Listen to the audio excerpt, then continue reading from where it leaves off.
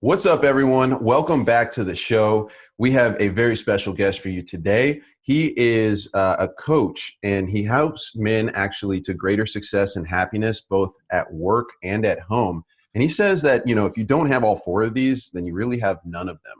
So he's graduated from UC Berkeley with a PhD in psychology. He recently received the award for Best Executive Coach in Danville for 2020 and Best Social Content in 2019. He also has spoken to organizations such as Stanford Medical School, UC Berkeley, Kaiser Permanente, Sutter Health, and UPS. And he was an expert consultant for Pixar's Inside Out, which was an awesome movie, by the way. My favorite. He has coached executives at Kaiser, Twilio, Okta, Stanford University, Airbnb, Bank of America, Wells Fargo, and more. And he's been featured in national media such as U.S. News and World Report, Reader's Digest, Fatherly, and Self Magazine. And his areas of expertise range from high performance to stress management. He has the man box culture, and he also helps with positive psychology to anger management to creating happy and thriving relationships. He hosts a top 10 podcast in the self-help space that's focused on helping men find success and happiness, and that's called The Evolved Caveman. I highly recommend you all go check that out. He also has over 10,000 people that have taken his online courses in anger management, as well as he recently recorded a micro course on anger management and forgiveness for Simple Habit, which has been listened to nearly 100,000 times in the first year alone. So that's incredible. Please welcome to the show the incredibly accomplished and talented Dr. John Schinnerer. Hey, thanks, guys. Great to be here. Welcome.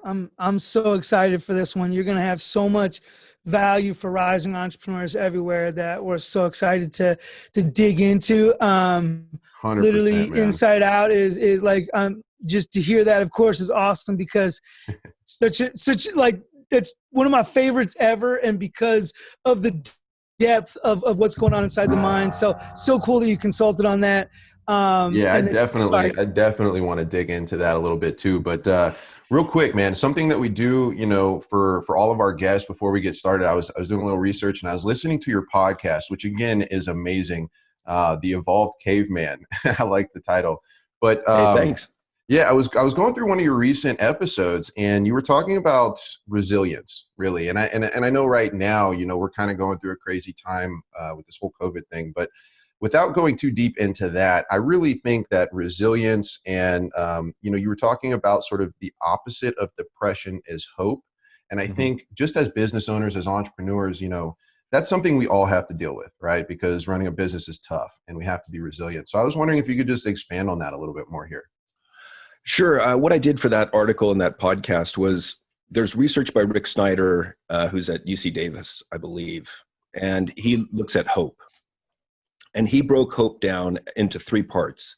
There's objective or goal, there's pathway, and there's agency. What does that mean?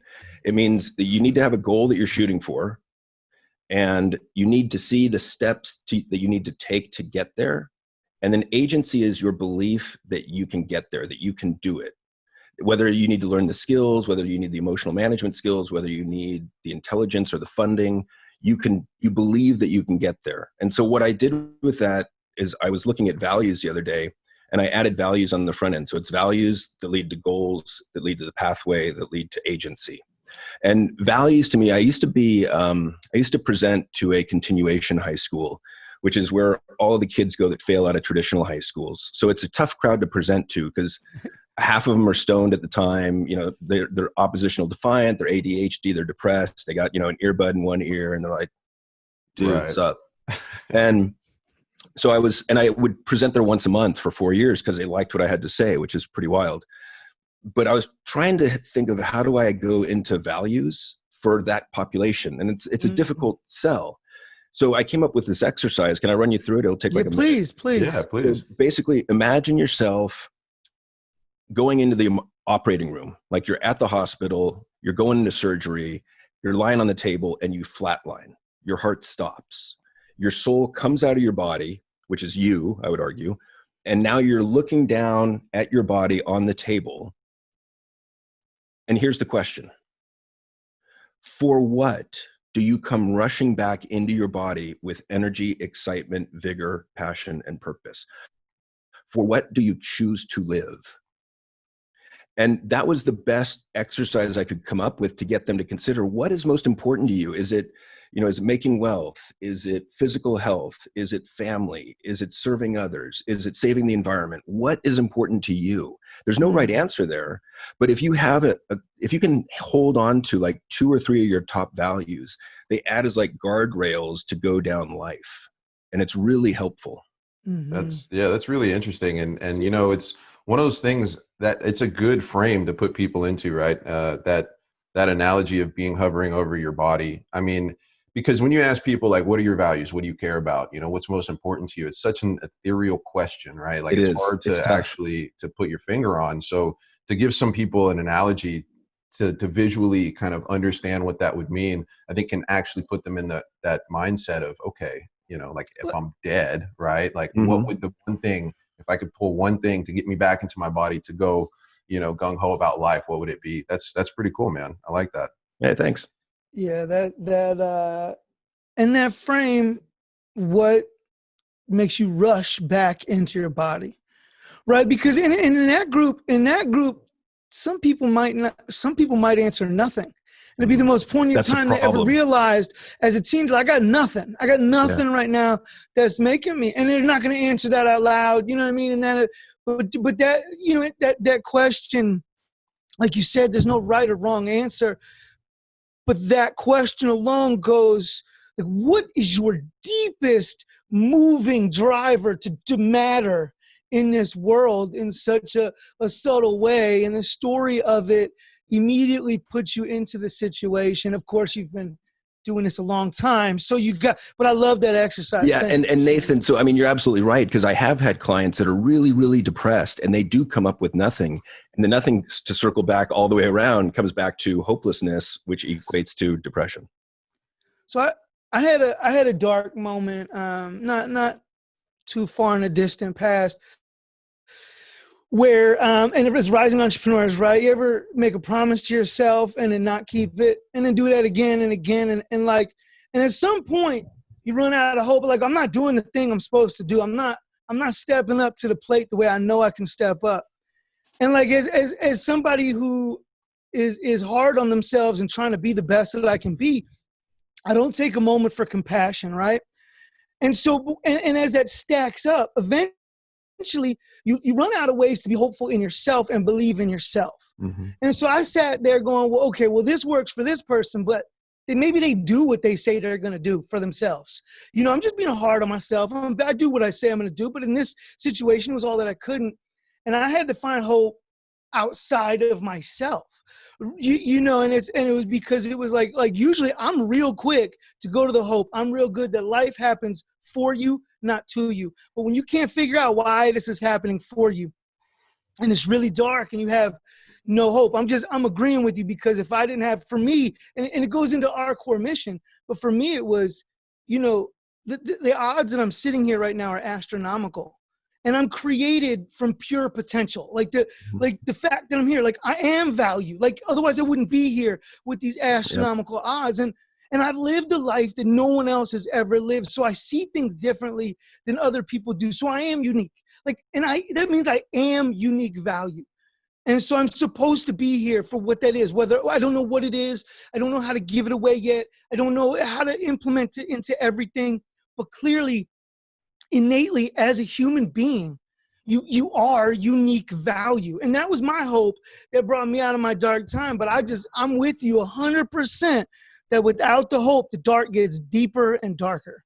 Yeah, Nathan, thank you for sharing that. I mean, you bring up a really fascinating point. It's a question I've dealt with some of my depressed clients, in the sense of, when you're really depressed, what pulls you out of that? Is it you believing in yourself? Do you have to believe in yourself first? Or maybe is it someone on the outside believing in you first? And so, a lot of times I'm telling my clients, like, look, I believe in you. Even if you're not believing in yourself right now, I get that. And let me just hold the space for the possibility that you can get out of this down state, because I believe you can. Yeah, I think that having that external support is super critical, It helps. especially for people that are that low in that moment. And we all go that low from time to time, right? Life Mhm. is a cycle. Sometimes you're at the top, sometimes you're Absolutely. at the bottom. And so like, it's important to have that. And I think, again, like Nathan said, that's part of our core mission too, with what we're doing, and really trying to provide that space as well for others to see that they are that value. They do have that. And we believe in them, even if we don't know them.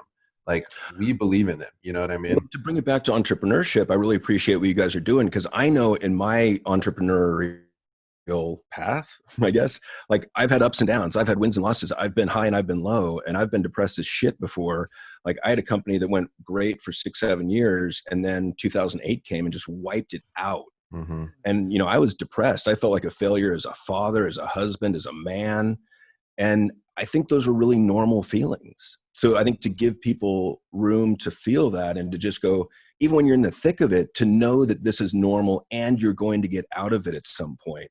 That's huge. I mean, Right. it's as inevitable as the sun rising in the morning.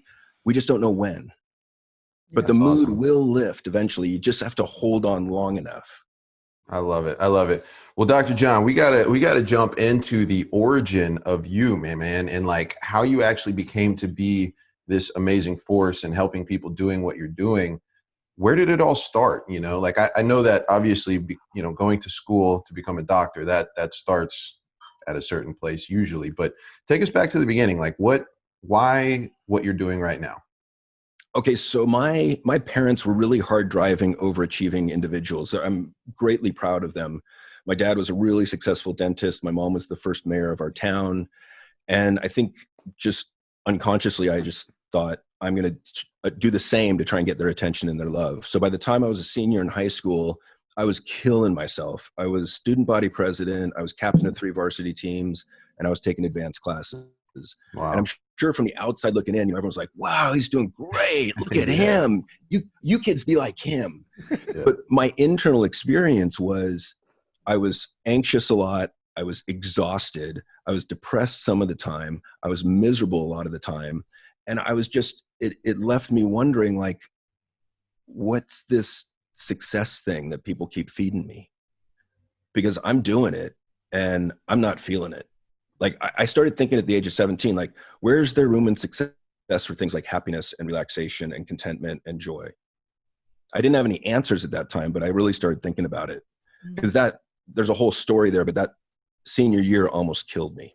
Mm. I was just holding on to reality with my fingernails. Wow. But it worked. I got into a great school, went to college, eventually got into a PhD. Can we wait time? I'm sorry. I'm Yeah. sorry. Nathan's not gonna let you gloss I over that one. tried to let you, Dr. John. I tried to let you go with it, but like, yeah, it was, you can't, it's a hook. You hooked me. So you're talking senior year Mm-hmm. that we are hanging on by your fingernails. So you're having a successful high school career. You're captain of 3 teams. You got it together. You're the one that everyone's like, man, and your peers don't know either. They think you got it together. Everyone thinks you got it together. And you hooked me with, you were holding on to reality just by like a thread with your fingernails. So take us to there. What's going on? Okay, so the biggest problem is my parents were really busy at that time. So I was just kind of doing my own thing, which is fine. I was 17. But my student government advisor, who was also my AP history teacher, had this hyper focus for male student body presidents. And so she really wanted to get into every part of my life. Like she wanted to talk on the phone every night because we have to set the agenda for student government tomorrow. Mm-hmm. And that became like, that bled into, what are you doing? Who are you dating? And it just became, the boundaries got really blurry. And then she started giving me money. She started buying me stuff. I mean, like she bought rims for my car that were like $3,500. I think the rims were worth more than the car. Yeah. Huh. She got me a limo for senior ball, like, and it got really weird. There was no sex involved, but at one point there was sort of this subtle threat of, if you ever blow the lid on this, I'm going to kill myself. And that's where shit got really A lot of fast. pressure. That's a Okay, lot of pressure. so I got a couple of questions because now now you got all this experience. You can go back and look at like what was really, going on at a different level. But like at 17, because like I'm thinking like maybe she wants you to be like a protege. I know like if you're successful, it's like she helped said, but it sounds like it was deeper than that. So you have a mentor at school, and that's where it starts, and that's what you think. I got a mentor. Mm-hmm. Someone's helped me, and it got really deep to the point that she's buying you $3,500 rims. Like, what's going on with that? Well, yeah. And it was one of the reasons I got into psychology, to figure out what the happened there, because it was not usual. And, 2 years prior, she'd had a male student body president, and he kind of blew the whistle on the whole thing. And it was really hard for her. And he stopped being student body president like 2/3 of the way through the school year. She still didn't give up. Yeah. She still did it again with you. And she had 5 of her own kids. And the youngest was about my age. So there was some weird stuff going on. And, I think that she lacked a sense of self. So she wanted to get her sense of self through what I was doing. But it was hard because she was the most powerful in the high school. And she was very bright, but I think she was badly damaged from her own childhood. So in my mind, I'm thinking, if I can just hang on long enough and get through the school year, then I'll have beat the other student body president that gave it up 2/3 of the way through, right? That was I was super competitive in everything I did, which is not the best way to be. But in my mind, I'm like, if I can just hold on long enough, if I can just make it through, then, I'll have done it. And I did, but it was really, really tough. Because there's a lot of lying going on around me, and I couldn't tell who was doing the lying. Was it my girlfriend? Is it this teacher? Is it this other teacher? Like, and so that messed me up too, because I didn't know who to trust. Right. That's a really confusing. Well, and then in time, like as a teenager, you don't know how to trust anyway, right? Like I got 5 of them. You don't know who to trust. You know what I mean? Yeah. So. But then you add to it real, you don't know who to trust. And so you're holding on to it by a thread. What you work through it. And I think as rising entrepreneurs, like we all need to look at, like, there's going to be things you're like, well, what is it that's going to get me through this thing? Right? Like it's hard. It's impossible for you to use competition. I'm going to beat this other guy. So they're like, where do you find? So that's just a lesson for everybody in this now. So let me tell you the exact lesson there, Nathan. To me, the exact lesson is tragedy masks the opportunity for growth. Ooh. And so we're always pushed to grow. And so the question you need to be asking yourself even right now is, what am I supposed to be learning from this? And usually the answer to that goes back to a value. I should spend more time with family, or I need to shift gears and get a different job. But those answers usually bring us closer to ourselves, to our family, and ideally to humanity as a whole.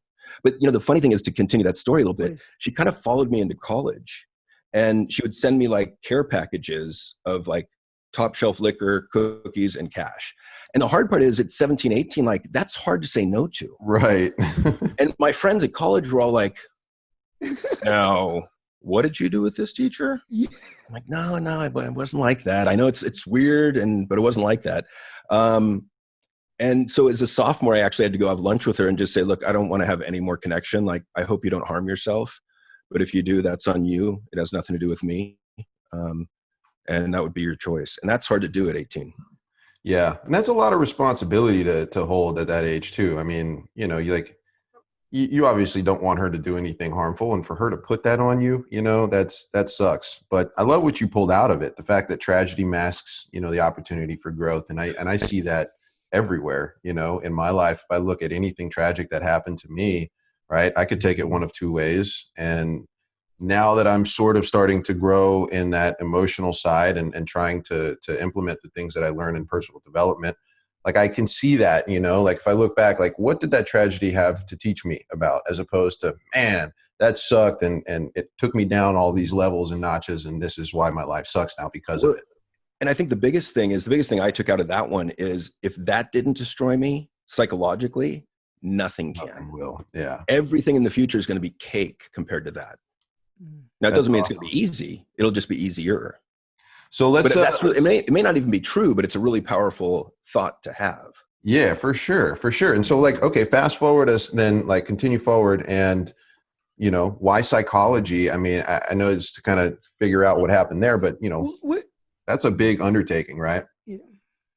Yeah. So the other, I had a friend early on whose dad committed suicide, and he did it in the house while he and his mom were there, didn't leave a note, did it with a gun. And so I spent 3-4 months living with him and, trying to process that whole thing for a quarter. And that was really difficult too. He would have dreams every night and kind of wake up. The dreams were like him having conversations with his dad, asking why. And that was another kind of pivotal moment that it starts my brain going, trying to figure out why would someone do that. And so there's a couple things like that happened that eventually wound me up at the PhD program at Cal. And boy, that was no picnic. So I get in, I thought it was going to be a 5-year program after undergrad. I get in, the students that I was with were like, oh, no, like average time to graduate is 10 years. I was like, oh, no. Like I am not spending 10 years in a PhD program. So fortunately I got out in 8. And then I was trained to be a school psychologist, became a school psychologist, was working with kids. The best part of my job was working with like high school kids who would come in and tell me their stories, right? But I didn't know at the time that emotions are contagious because I was kind of an emotional idiot, which is why I was in psychology in the first place. And so they come in and they're telling me stories, and their stories are filled with anger, guilt, shame, fear, sadness, appropriately so. But I start picking up all their emotions because I'm really empathetic. And it just ended up with me taking on all of their negative emotions. And I went down, and eventually got depressed. And when we get depressed, we know that inflammation in the body goes up. So any of the old injuries that you have kind of come back, which for me, it's my low back. So I remember I'm laying on the floor, I'm in pain, I'm losing hope, does a suicide jump out the window. And I'm thinking, okay, this is ridiculous. Like here I am, a psych trained at Cal, and I still can't manage my own emotions. So I made a conscious decision at that point to learn the best scientifically proven tools to manage that darker side of the human psyche, anger, fear, sadness, mostly.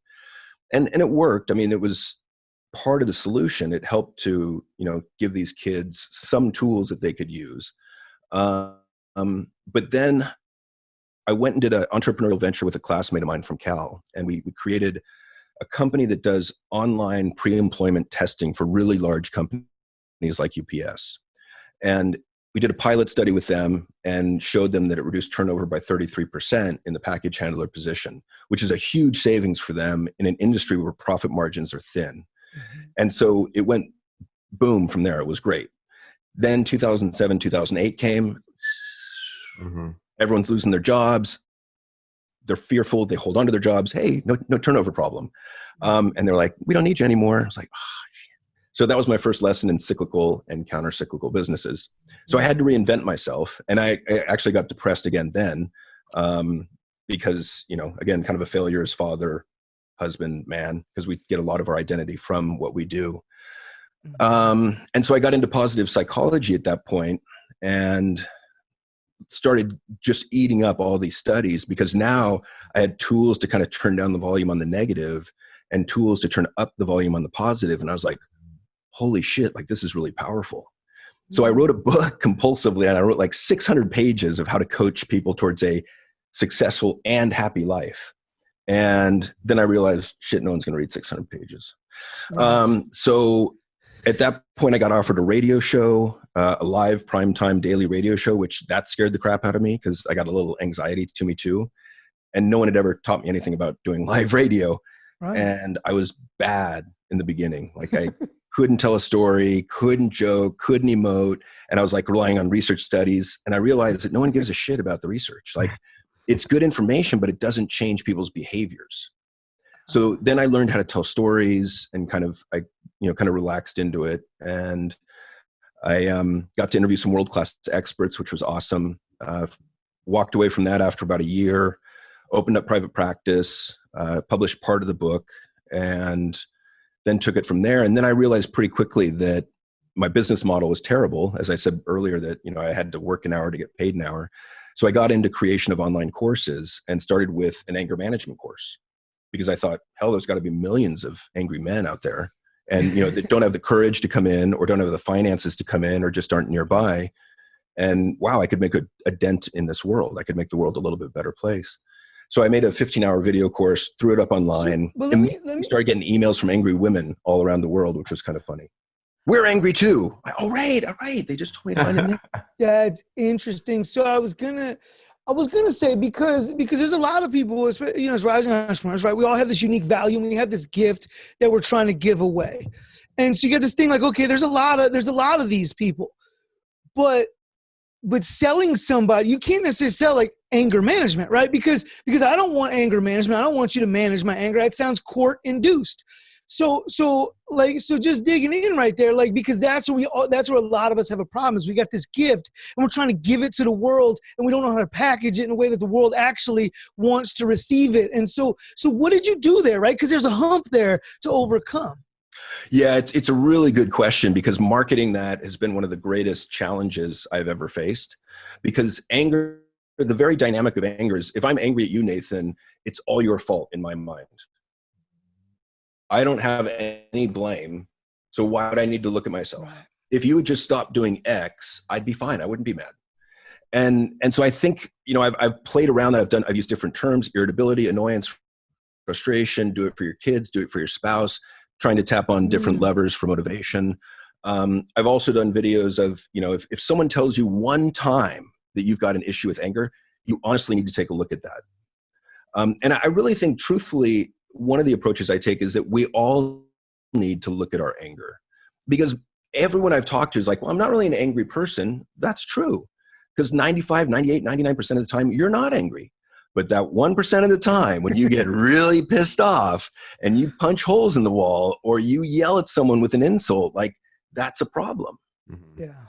But it's a really good question, and I wish I had a fantastic. No, it's okay. But that's part of the answer. Take different approaches, because different things are going to resonate with different people. So there's a belief path, right? All marketing is, we have our ABCs of marketing: attention, belief, and conversion, right? Get their attention, get them to believe that your thing can help them, right? And turn that attention or that belief into action. But that belief you have to pick them up where they are in the road. Right. And so if it's your child is scared of you, that may do more than your wife is getting tired of you. Right. Just for men, because that's who you're marketing to. Right. The other way I come at it is from that perspective of psychological safety. That, one of the things I've realized in my years of doing this is that us feeling safe is a really, really big fucking deal. And it's safe. It's a big deal at work. Like, Google did a study a couple of years ago showing that the most productive teams, the number one predictor of that was that they felt psychologically safe. So they felt safe to bring up stupid questions. They felt safe to bring up stupid ideas. They weren't going to get criticized or mocked or receive sarcasm. And that's a huge deal. It's, you need safety in your relationship. You need safety for your children. They need to feel safe. I mean, we know for women to have an orgasm, she needs to feel safe. She needs to relax. She has to relax her body. So if she doesn't feel safe at any level, guess what? No orgasm. Oh my gosh. So I, this for me, I got to dig in this because for me, Nathan's having revelations over here. It is. It's a marketing revelation because I know that you have to protect and increase status in a sales cycle, right? I can't lower your status as I'm trying to sell my thing, or because you got to admit things you don't want to admit, which is safety. But taking safety as that's why IBM outsold everyone else, because no one got fired for choosing IBM or Microsoft, whichever one it was, right? No one got fired for picking the safe bet, and so they went with the safe bet.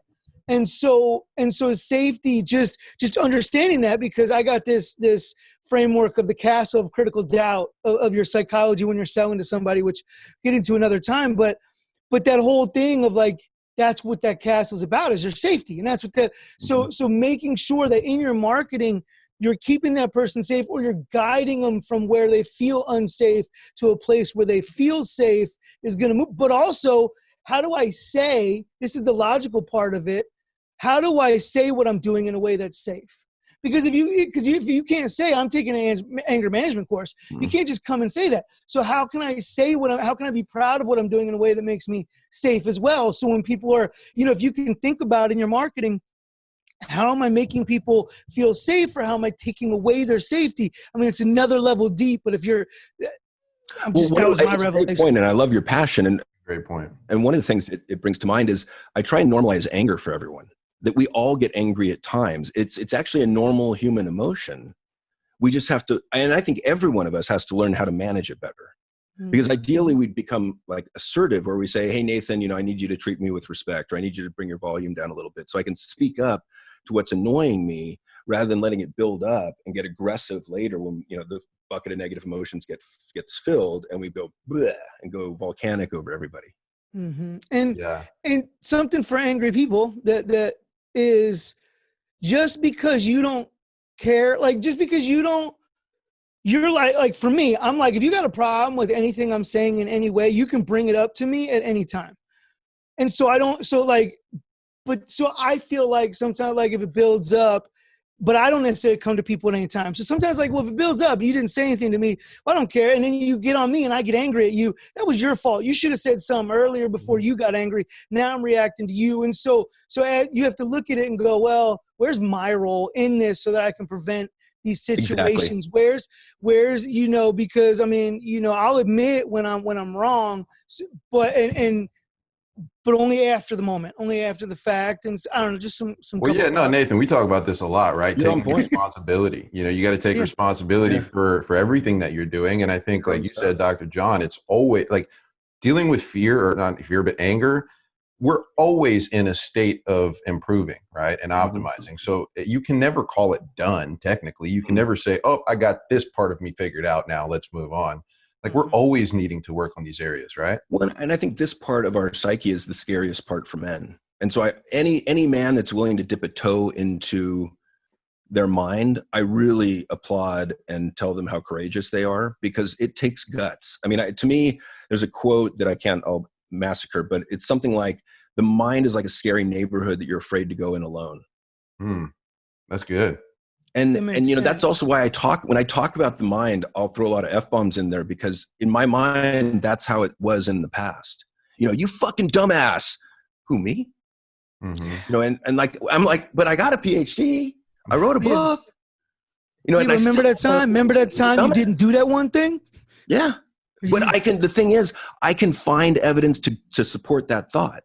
Right. Oh yeah, I did fuck that up. Oh yeah, I shouldn't have said that to her. Oh yeah, but it just ruins the emotional quality of your day. Agreed. Nathan, it's time, my man. It is time. So we have a little segment that we're introducing. It's called Perils and Pearls. And so like you had said, entrepreneurs wander a broken path. Like you said, you ups and downs on us. You've wandered a broken path in your path as a rising entrepreneur. And during that path, you've gone through this journey that we're all going through, but you've seen parts that no one else has seen. You've overcome perils that other people haven't come to yet. And in going through those, you've claimed pearls that can help other people guide through them. So what we're going to ask is, what in this whole crazy journey, what is your biggest peril, or the number one peril that you'd like to help people, rising entrepreneurs, save themselves from?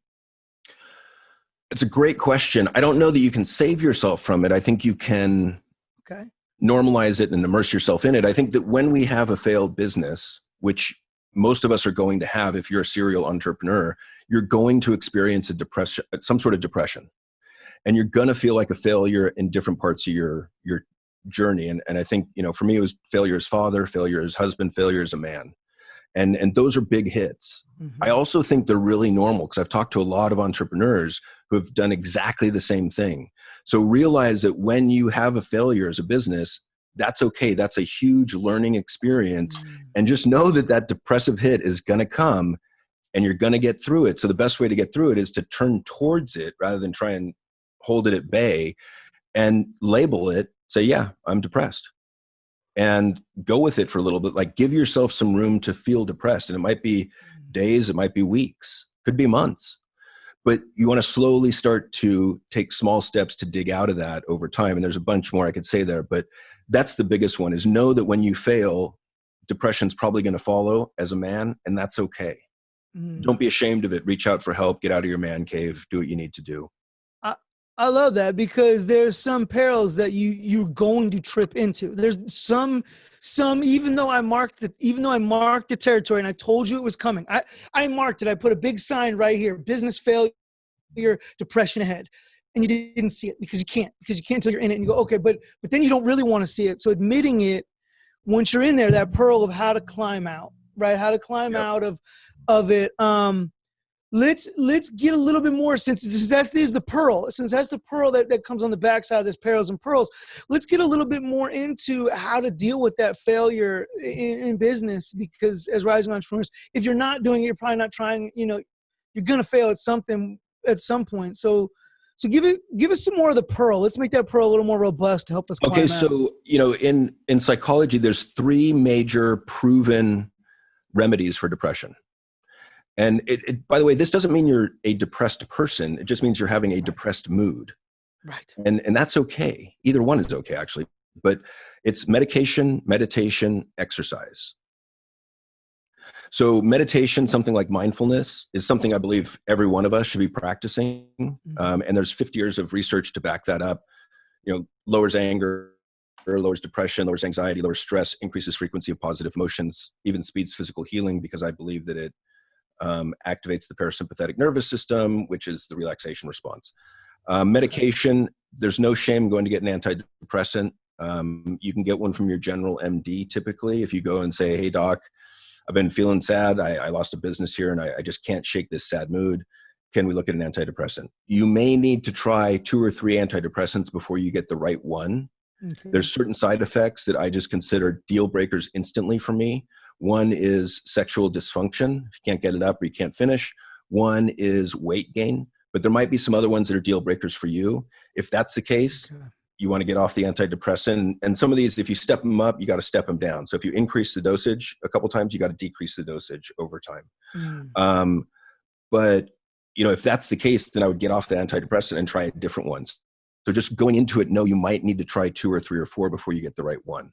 The other one is exercise. Exercise is probably the best solution, because if you just exercise your way out of depression, you have a feeling of self-efficacy, which means you feel like you have some control over it.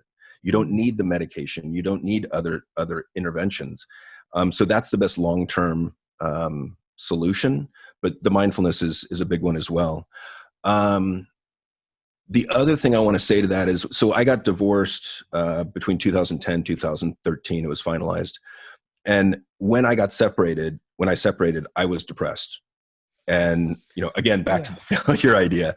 Yeah. And I remember I just kind of holed up in my man cave for, a couple months. And finally a friend came and said, come on, John, enough. We got to go out. And I was kind of like, fuck you, I don't want to go out.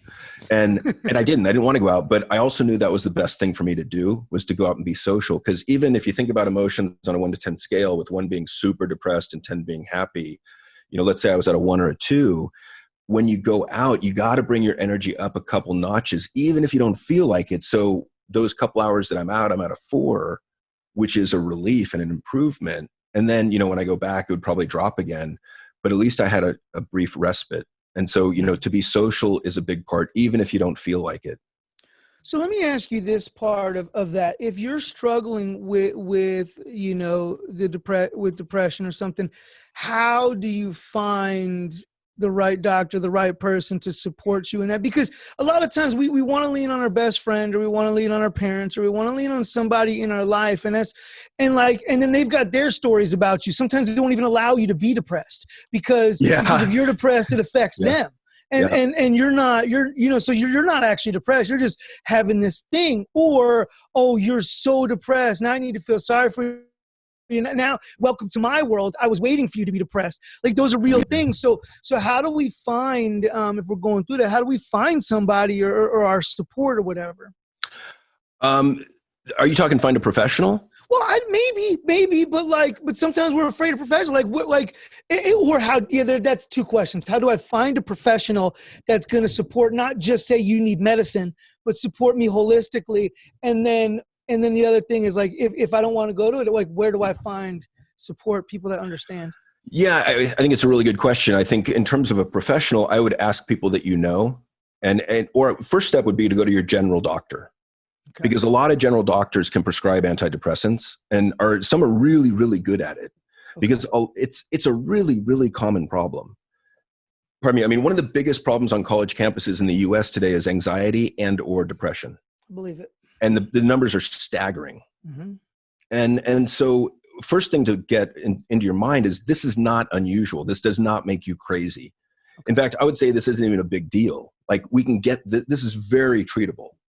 But you have to find someone that will help you with the medication. And then I would say you have to find someone that will help you learn some tools to manage your mind and your heart. And that's kind of what I do. I had a psychiatrist friend that used to describe it this way. So a psychiatrist is someone that works on the car. If I'm the car, he looks under the hood and fixes the mechanics of the car. Okay. The psychologist is the guy that teaches you how to drive the car. Okay. And there are two parts, and I think we really need both. Yes. I talked to a friend of mine recently who I said, yeah, why don't you go to your general MD, ask him for an antidepressant, and then come back and let's talk about tools to help you kind of get through this and learn how to be better.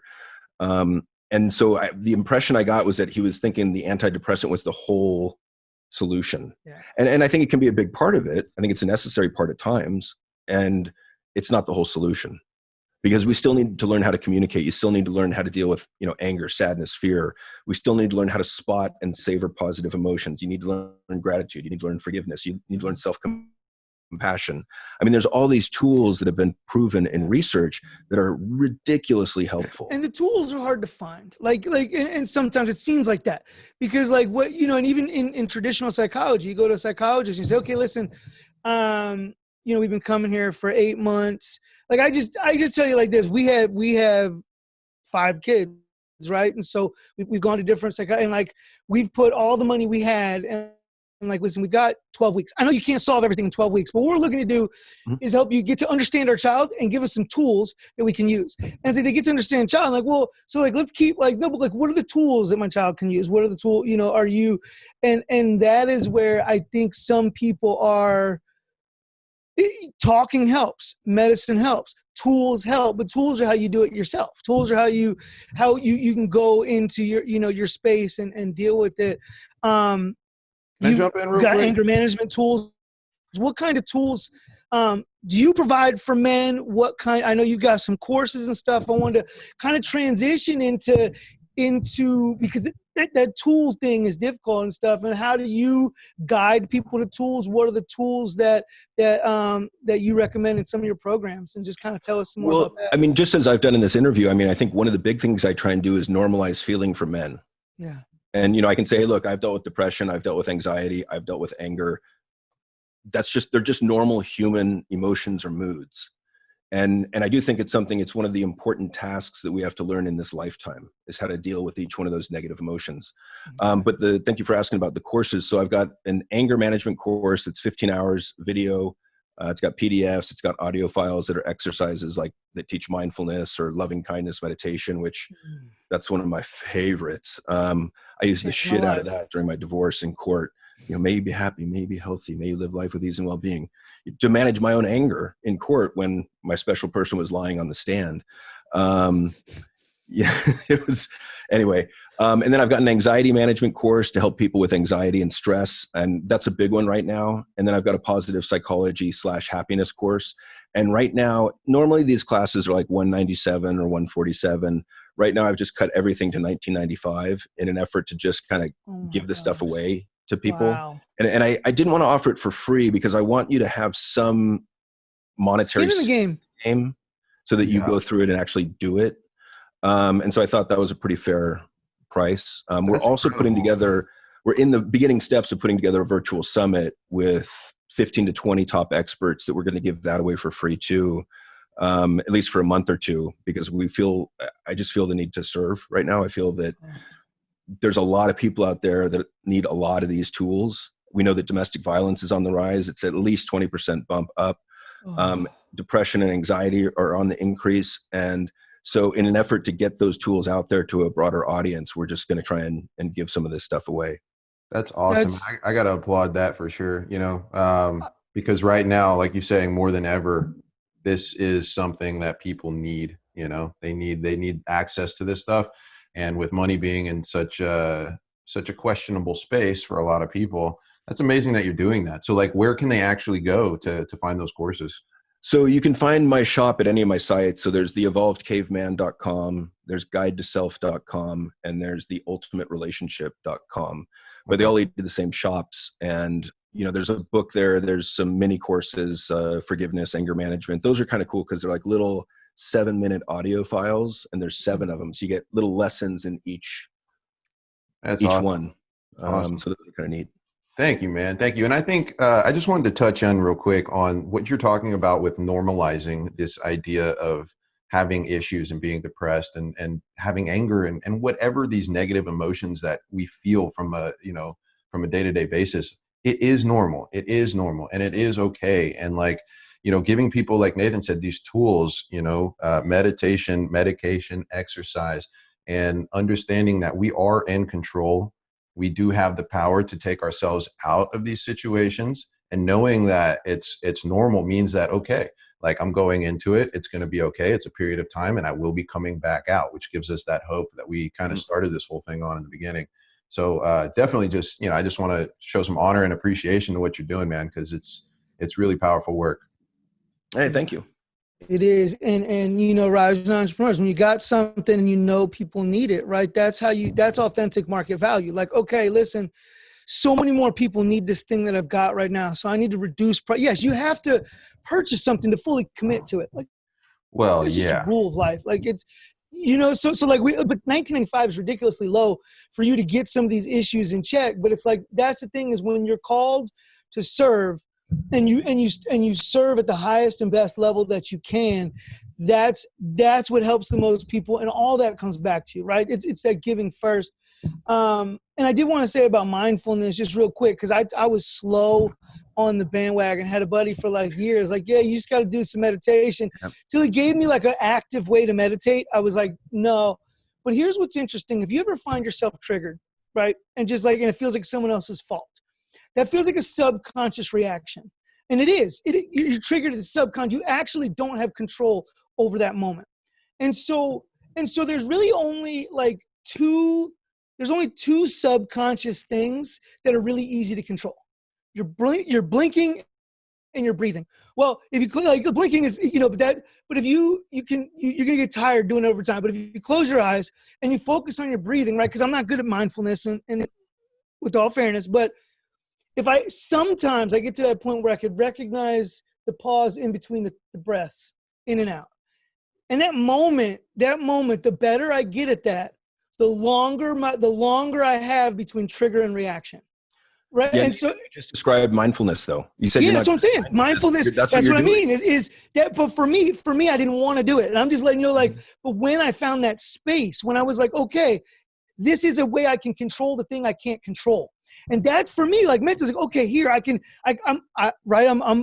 male. I want to be in control. And so mindfulness seems kind of, well, no, it's a way to control that response so that you can be more stoic or more strategic or more it's not just, it's super practical anyway to get it to gain control over those subconscious responses. Yeah, Nathan, you're exactly on point. And the heart of the matter, I think, lies in this quote from Viktor Frankl, who said, "There lies a space between stimulus and response, and within that space is peacefulness."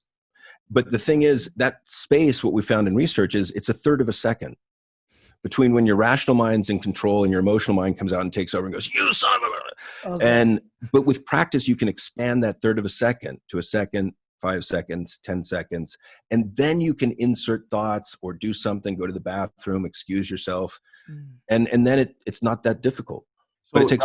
Dr. John, is this to me like what I'm hearing is the difference between reaction versus responding, right? Yep, exactly, and that's another mindfulness phrase I would argue. Yeah. So instead of just reacting to what it is that happened, right? Which is that part, Nathan, that you're talking about. Like we don't really have control over that because that's the animal a reaction, you know, the it's beast. the animal in us. Yeah. And then, no, you're absolutely right, Corey. Expanding that little bit of time between the activity or like whatever it was, the event that took place, and then how we're going to respond. That is that mindfulness. And it's something too that I've been trying to work on, and you know, it's tough. It's a really lifelong hard. practice. A lot of these are lifelong practices. I mean, forgiveness, self-compassion, mindfulness. It's not a quick fix.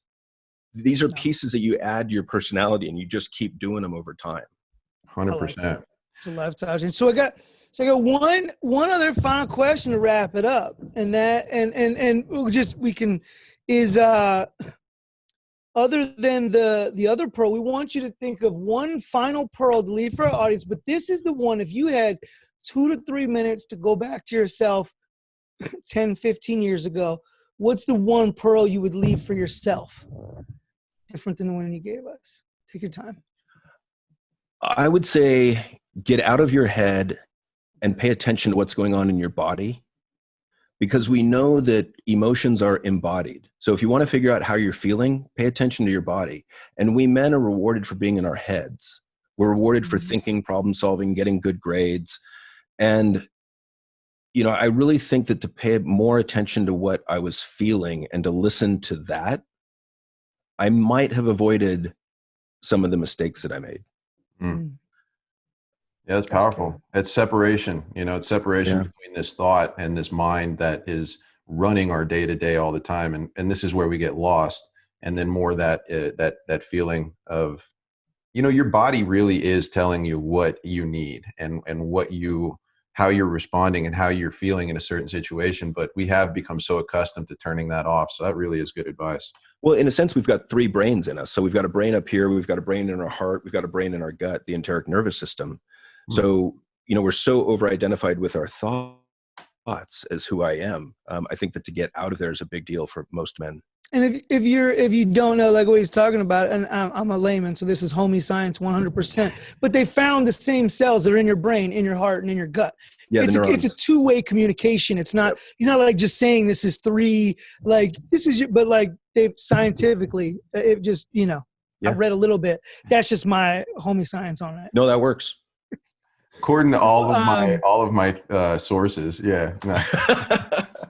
Yeah. That's awesome. Yeah. Always disclaimer. Well, Dr. John, this has been absolutely amazing, man. And we definitely appreciate your time and your expertise coming on and sharing with our audience and really, you know, just helping us all kind of figure this thing called life out a little bit more on a deeper level. I think we can all definitely gain some success and some abilities out of this episode. So I really appreciate it, man.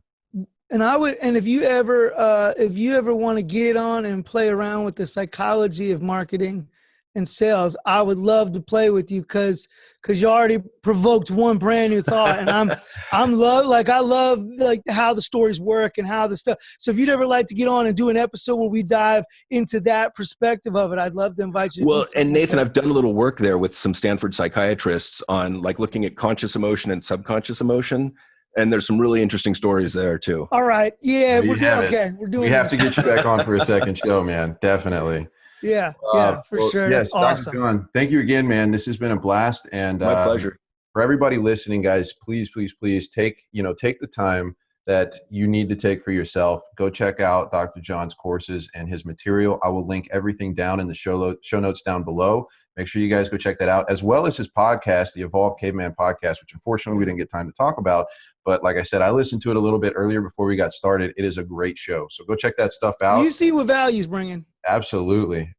So Dr. John, thank you again, man. And I guess we'll catch you on the next one. Sounds good. All right. Bye.